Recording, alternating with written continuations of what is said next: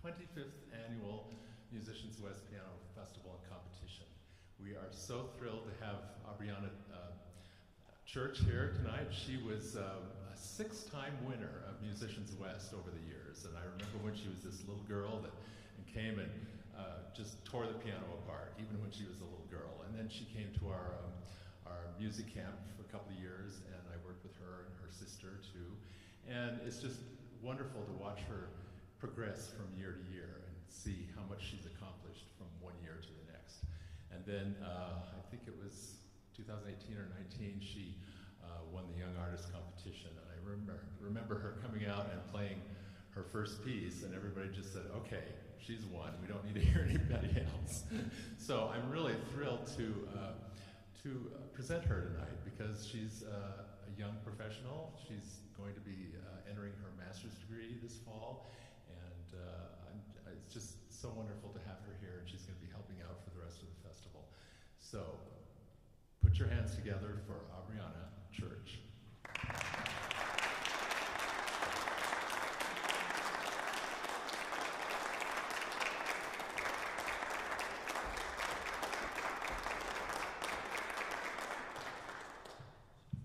Well, thank you, Mr. Nyworth, and everybody else who came today and who made this possible. I am so thankful to be here tonight, and I was really excited when Mark asked me because this is just such a beautiful venue, and of course, many special memories here. Not just performing myself, but also my siblings have performed here and participated in the competition. So I want to just say a few words about two of the pieces on the program that are the longest major works. The first is by Bach. It's Passacaglia and Fugue. Now this was originally written for organ, and it's one of his earlier works, but it's also one of his most notable works. And I think it's important to look at Bach's worldview, his philosophy, to really gain an insight into this piece. So Bach was a committed Christian, and we see in this piece there is a theme that appears all by itself at the very beginning. And it continues to cycle, even though you have added voices and variations. So besides the one time that it appears on its own, there's 20 extra variations throughout the whole piece. It never stops, this main theme. And as I was thinking about this and how this might have related to Bach's worldview, we see this historical progression where there's either the cyclical view, that something cycles and cycles, and that's a very Eastern view with reincarnation. Then there's a linear, like a Marxist, where everything continues to get better until someday we will reach some sort of utopia. But Bach's view was probably, in some ways, a combination of the two, where there are some things that do cycle and are repeating. And in the book of Ecclesiastes, the preacher says, you know, vanity of vanities, there's this cycle that keeps continuing. The rivers keep flowing into the sea, and yet the sea is never full. The wind, it blows to the north and the south, and it keeps coming back around. One generation goes, another comes, and there's just this cycle that keeps repeating.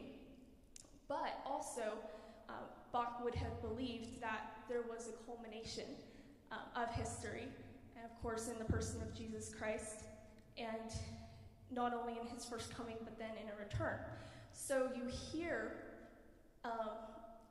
this progression, and there's something that continues to be the same, but it elaborates and it builds and grows and gains momentum, and there's two halves, and then at the very end of the second half, it just really climaxes and ends, of course, in a major chord, which I think is significant, something that was common for Bach to do. And to close, this is what Bach himself would say if he were here. He said, "All music should have no other end and aim than the glory of God and the refreshment of the soul. Where this is not remembered, there is no real music, but only a devilish hubbub." So I pray tonight that we would honor Bach and enjoy his music together.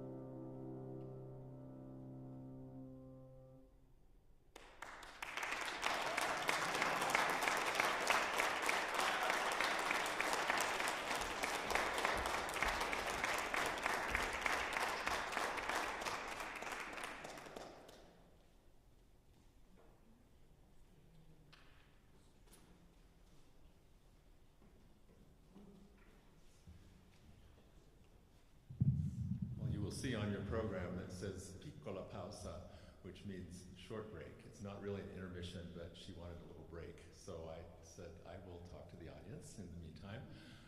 This is officially a scholarship benefit concert, and several of you have already donated, but if you feel more generous, there's a way to scan the QR code on the inside back cover of your program. I love new technology. You can do so many things like that. Anyway, we have raised over $150,000 in scholarships in the last 25 years. And I'm pretty proud of that. And I want to continue offering scholarships. We gave, for instance, Dr. William Montgomery, who is one of our faculty members, we helped him with his tuition to attend the Fontainebleau Academy in France before he got his doctorate. And we have always given needy students help with private lessons if they deserve it, and many of them deserve it. And I want to continue helping young people who have a lot of promise to get the best training that they can get. I wanted to thank the Beislein Foundation for sponsoring this concert and sponsoring the concert on Friday night as well. They've been very generous to us over the years, and we've had a wonderful relationship with them, and I think they like our work. The rest of the festival is, tomorrow night is the big Young Artist Competition. We have 6 college students who are vying for $3,750, I think. And then Friday morning, we've got a master class with our 2 superstar adjudicators, Angela Cheng and Alvin Chow.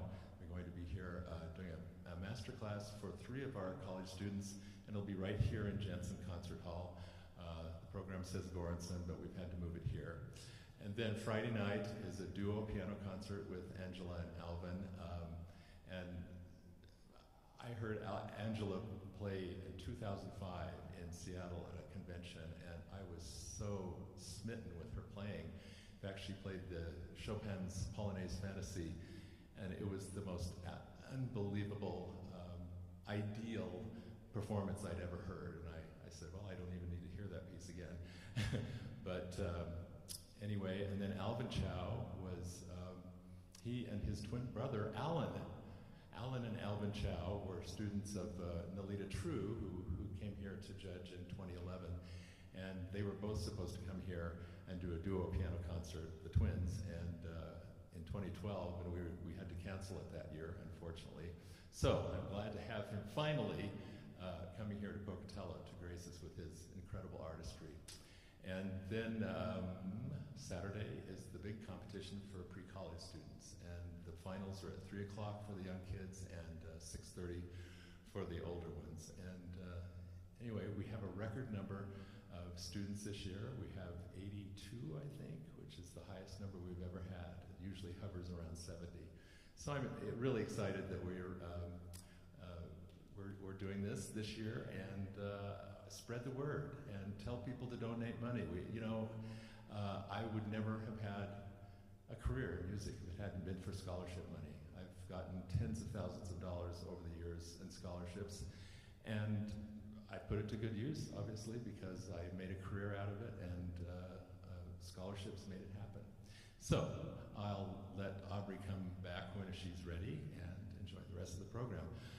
I just wanted to say, she'll talk to you a little bit about the Chopin pieces, but the variations on Mozart's La Chirem La Mano it has an unusual place in the repertoire. It's a very early work. He was just a mid-teenager when he wrote it. It's originally for piano and orchestra. She'll tell you about that. But Schumann and Robert and Clara Schumann were really quite smitten with this piece when it was first published and before they had ever met Chopin. And he wrote in his literary journal that he said, "Hats off, gentlemen, a genius." So he really recognized that young genius in Chopin. Anyway, I could talk forever, but I'll let Aubrey do the rest of the talking.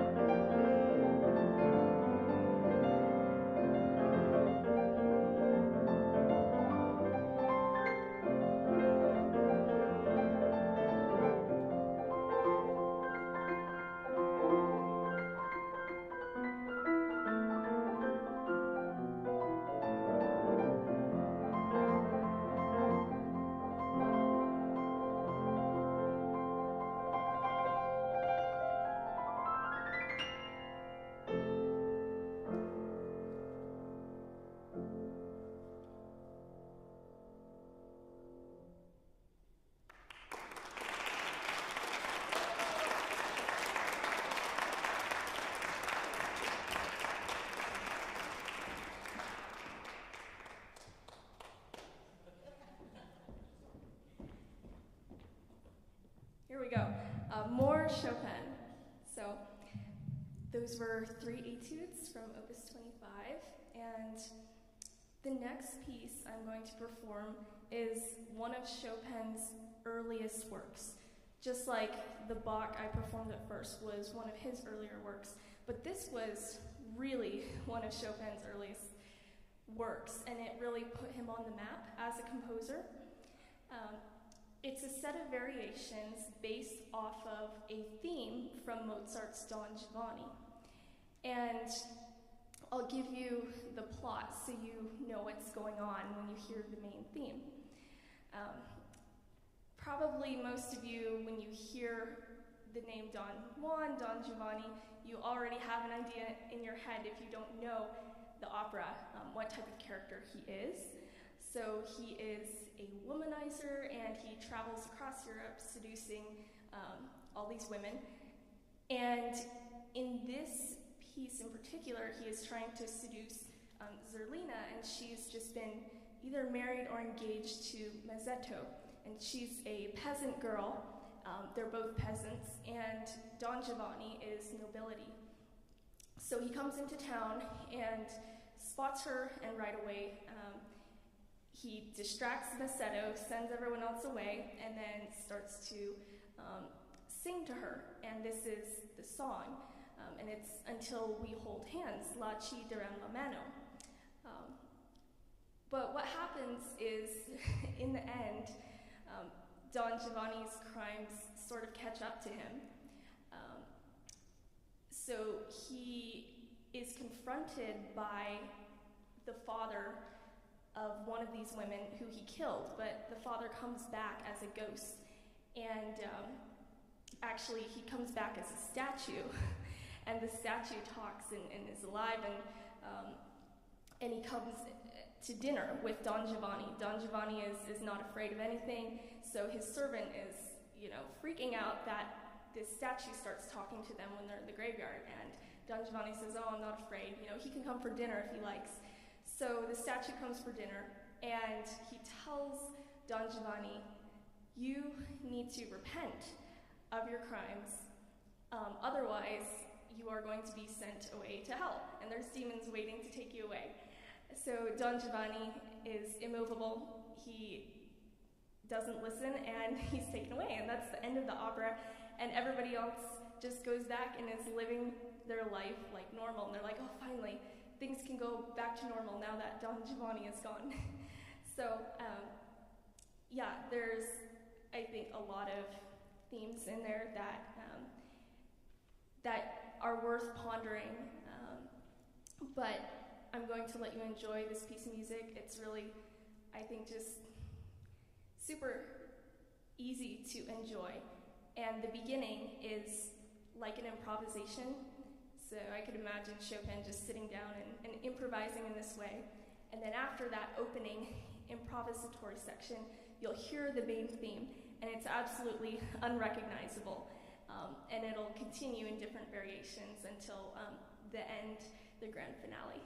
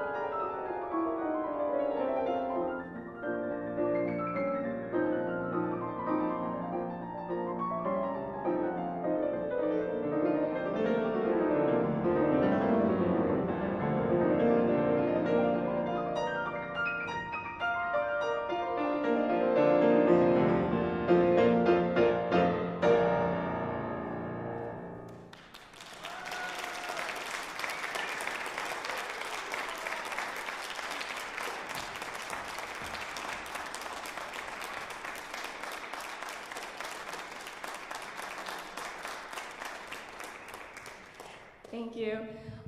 One more piece. This is functioning like an encore. List Liebestrom.